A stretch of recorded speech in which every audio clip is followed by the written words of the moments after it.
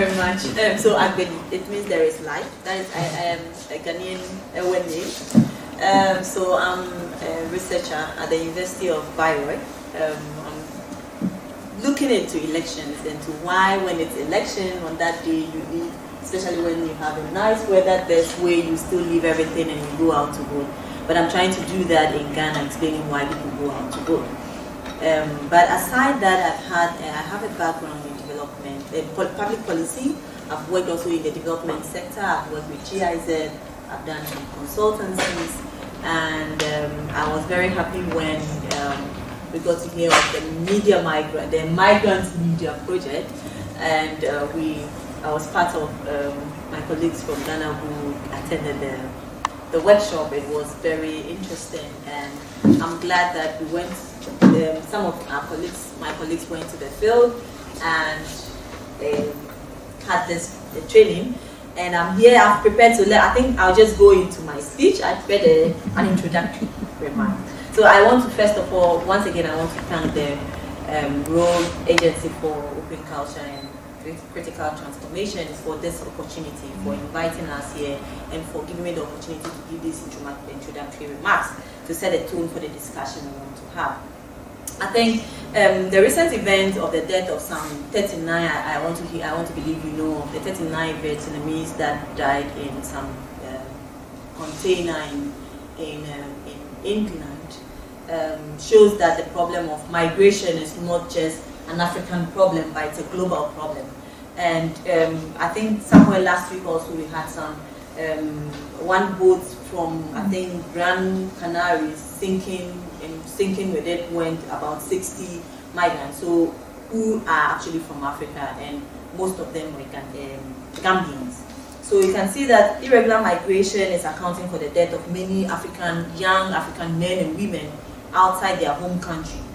And I want to believe, as all here, we are aware of the figures, but I just want to create your indulgence to just mention a couple of them. So with the dramatic increase in the number of people who migrate between 2014 and 2018, irregular migration has in between this period accounted for more than 30,000 people, the death of more than 30,000 people. The largest of these losses occurring in the Mediterranean. So though the numbers actually this year, though the numbers have decreased, it is still, irregular migration is still a problem. It's a phenomenon that is still a problem, and I think it has been at the center of policy interventions. The interventions so far has largely been built on kind of building boundaries, like building entry barriers, and as well as built on generalized assumption of the problem.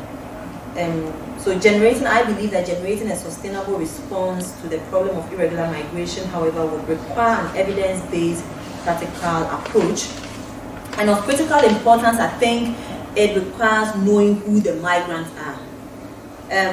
It is of essence to go beyond just these generalized assumptions of who the migrants are, that these are desperate people, destitute, and they are the poorest of poorest who want to manipulate the asylum systems, especially of our European countries. The question is whether the current interventions and both policy and programmatic interventions aimed at addressing the irregular migration problem take cognizance of who the migrants are. Are they really, the question I'm asking is, are they really the very poor who are all escaping war and hunger from their home countries? Probably by understanding the background of these migrants, more sustainable and solution-driven approaches can be developed. So recently, UNDP published a report, and this report seems to provide some answers to this question. But before I launch into the report, I want to share a personal story with you. During my early days here in Germany, around 2009, I think my first day here in Germany was April 1st, 2009. I got to know some of the members of the Ghanaian community in my host city, that was in Freiburg. One of them was called Atta. Atta had migrated to Germany. He's a Ghanaian, and he had migrated to Germany through one of the irregular routes of the early 2000s and has now naturalized in Germany. Though Atta may come across as someone who comes from a poor background, as most dark-skinned people are thought to be, Ata was not that poor. So Ata is actually an indigent of Obuasi. One of the popular, so Obuasi is one of the popular gold mining towns in Ghana. During one of our conversations, he told me how his journey to Germany was facilitated by a middleman, one whose service cost him about $5,000, a cost he paid for from his personal savings he made from his mining business. When he told me the amount of money he paid to get to Germany, and for that matter, it is money he made by working in Ghana, I was surprised. Surprised by the fact that he has been able to save such an amount of money working in Ghana, but still felt that he could not have succeeded in Ghana, and as we say it in Ghana, make it big. In many parts, Ata's story resonates with those of the irregular migrants that was captured in the UNDP report. So the report is called Scaling Fence Report.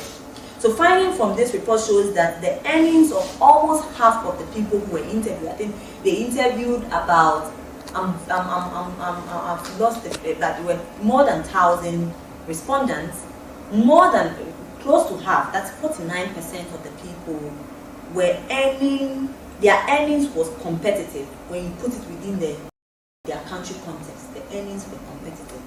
Meaning that these people were engaged in jobs which were fairly okay and can be described as safe and regular.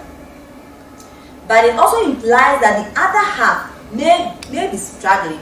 They were actually struggling to make ends meet. So for these 50%, embarking on these journeys may be about economic survival, while the other 50 may not really about economic survival. Beyond the role of economic factors in influencing or not influencing the decision to migrate is the desire to secure a better life. At the heart of the story that I shared with you is the dream to succeed, a dream which many feel can only be attained by traveling abroad. So growing up in Ghana, there is a prestige that is attached to people who have traveled abroad. There's a prestige that comes to being a burger. So a burger is a word we use in Ghana to describe people who have traveled abroad. And by abroad in Ghanaian terms, we mean people who have traveled to North America and Europe. So where does this associated prestige comes from? I think it comes from the life that the burgers live, the things that they have achieved for themselves and for their family. It is a life of success, one that is eluded of the hardships that they face in Europe and in America. These images, however, do not include the menial jobs that they engage in, or the fact that many of them could be living without the right documentation. Thus, they do not have access to certain basic services. Services such as financial services, being able to open a bank account, having access to healthcare, having access to pension, and among others. So the images that these bloggers create exclude the narratives of working several jobs and for long hours. Rather, these images create narratives filled with successes. That is to mean one migrates to Europe and in no time starts remitting money home. And in a couple of years puts up a house and is able to do good for himself and his family.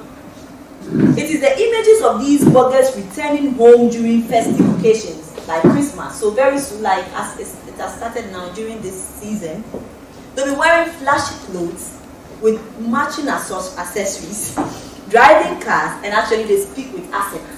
So, you need, especially when they come from America, you got a slang, And so it's these things that kind of motivate and inspire some people to travel by all means and at all costs. It is these images of success that inspire a lot of people to embark on these dangerous migration journeys. Going back to the reports by the UNDP, so about 43% of the people who were interviewed indicated that they have relatives who had migrated. And even for those who had not who do not have history of family migration, they do know a family or two in their community who have such migration success stories.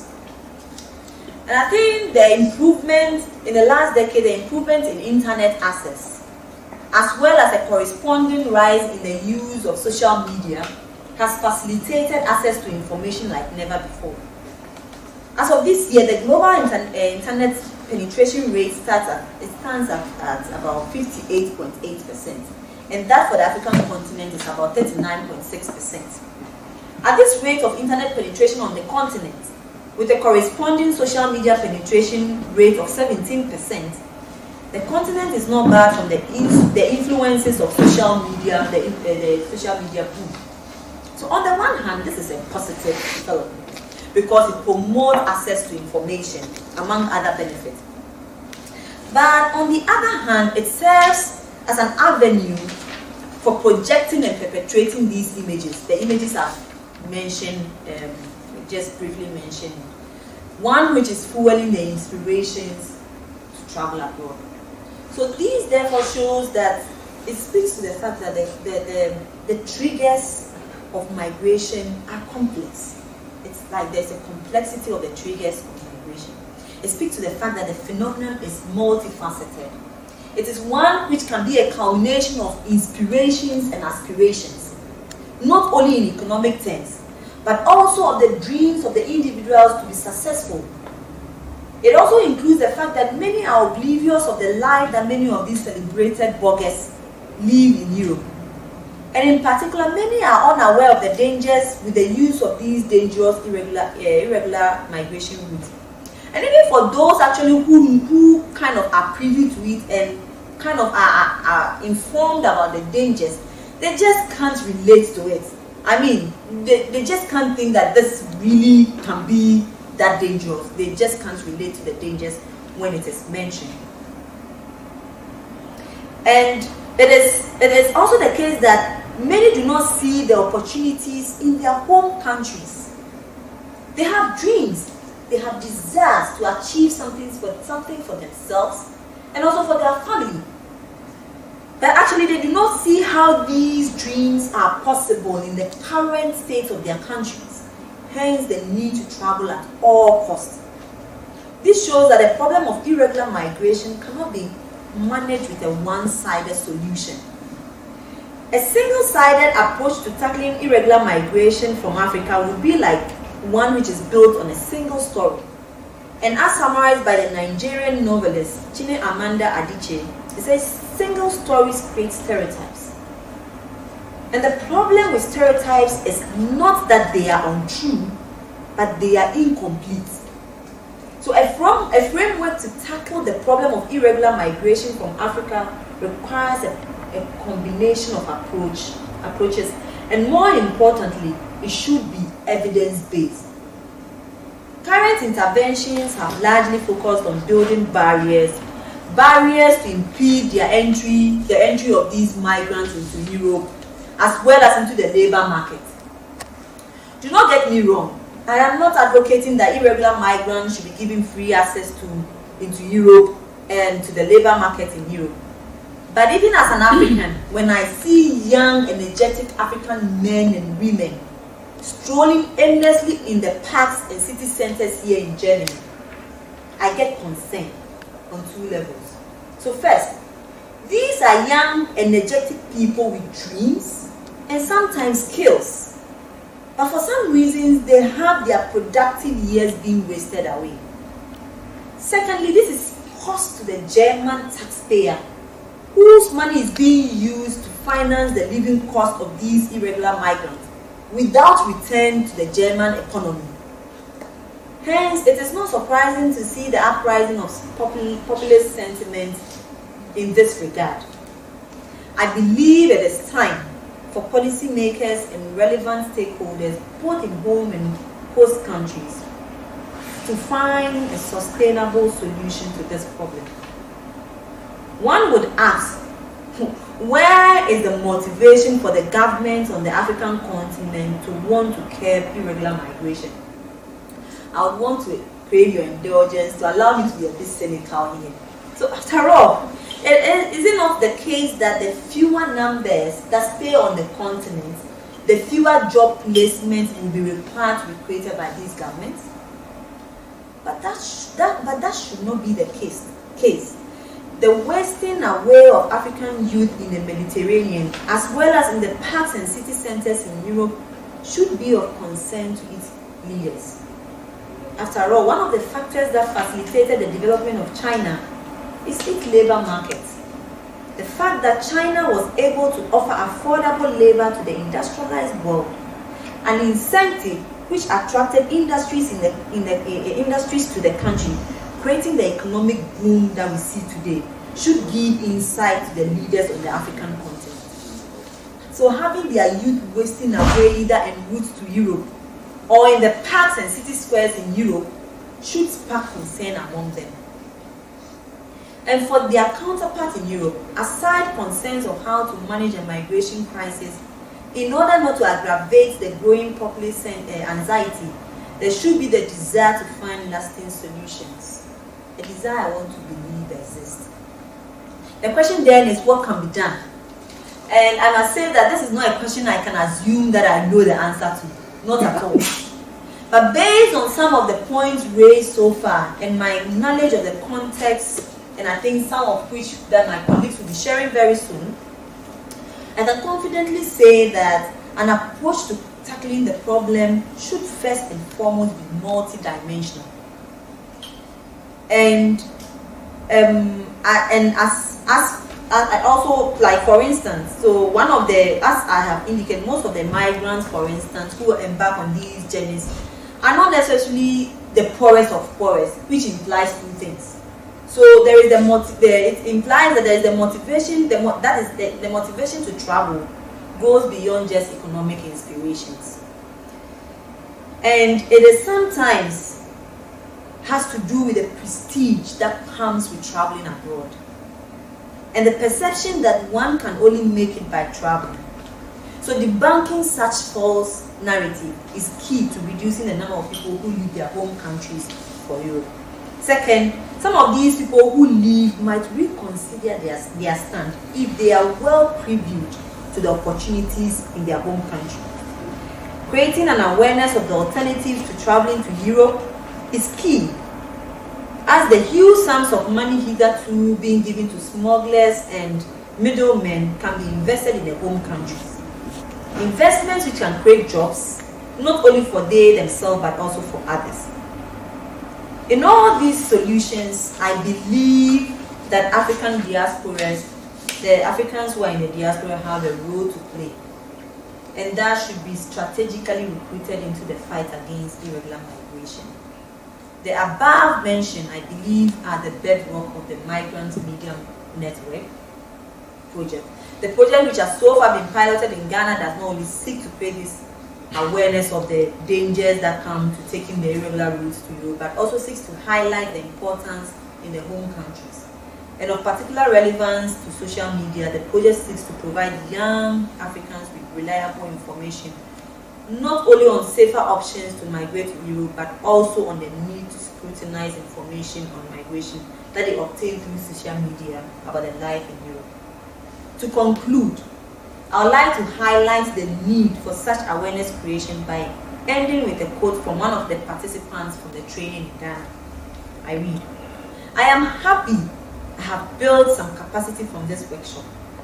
I have learned about migration. We think that traveling outside Ghana alone will make you happy. But because of this workshop, I have come to understand that not just traveling outside Ghana can make me who I want to be in the future." Thank you very much.